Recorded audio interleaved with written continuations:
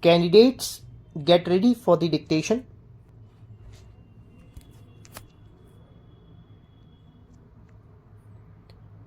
It would provide them with adequate training to learn about how to look after children and young babies.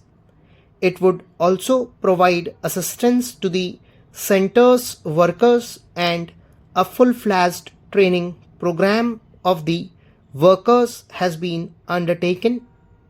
Because this was a new scheme and because it involved the cooperation of a very large number of agencies, it was felt that let the systems be worked out in a small number of blocks, and we have chosen 35 blocks. 20 of these are rural blocks, 10 are in tribal areas, and 5 in urban slums.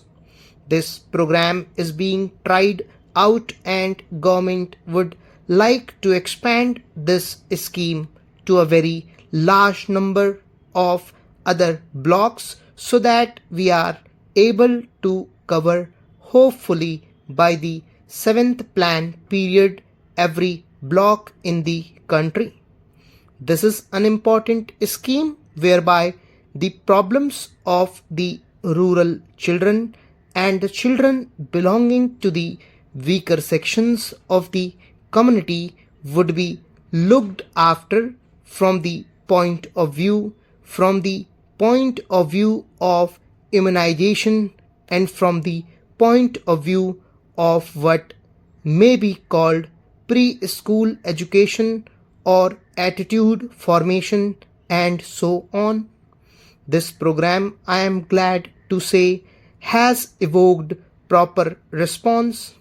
We invited the medical colleagues, medical colleges, and I am glad to say that 27 medical colleges have responded to our invitation. The All India Institute of Medical Sciences in New Delhi is coordinating the work that is being done by the medical colleges for preparing the baseline data about nutrition, about the general health of children and of expectant mothers and so on. It would also be supervising the implementation of the scheme in other respects so that along with the administrative setup which is looking after this program, there is also an independent organization which can monitor and which can provide expert guidance for the implementation of this particular program. We have also insisted that in each village there should be women organization formed, because without involvement of the women of the villages and the localities concerned, no worthwhile program for children is likely to succeed. The progress so far in this regard has been on the whole satisfactory, although I would like greater emphasis being placed by the state government on the setting up of women organizations in each of the villages. The state governments are anxious to set up these organizations as early as possible. Sir, I now come to the more important part of this bill, which is the heart of the bill, the core of the bill. This is about the rate of tax.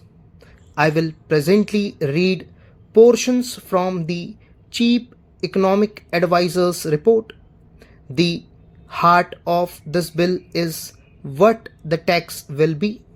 It is not a matter between the Union Finance Minister and the State Finance Ministers. There is a third line to the triangle, that is the people of this country.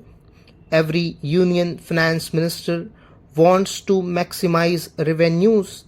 Every state finance minister is under pressure to maximize revenues. There is nothing wrong with that. But please remember, we are dealing with an indirect tax. An indirect tax, by definition, is a regressive tax. Any indirect tax falls equally on the rich and poor. If you buy a soft drink bottle, whether a rich buys it or a poor man buys it, he pays the same excise duty on the soft drink bottle.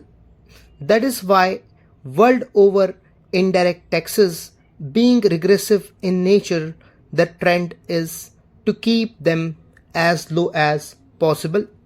I am sure many members have read the Chief Economic Advisor's report. If not, I would urge you to please read it. The cover tells the story. In high income countries, the average GST rate is 16.8%. In emerging market economies like India, the average is 14.1%. So world over 190 countries have one form or the other of GST. It is between 14.1% and 16.8%. The idea is, being an indirect tax, it should be kept as low as possible. The taxes that fall more on the rich and less on the poor are income tax and corporate tax.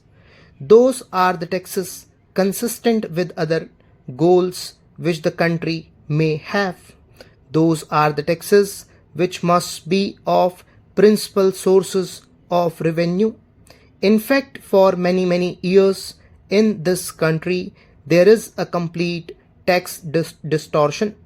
The collection from indirect taxes is larger than the collection from direct taxes.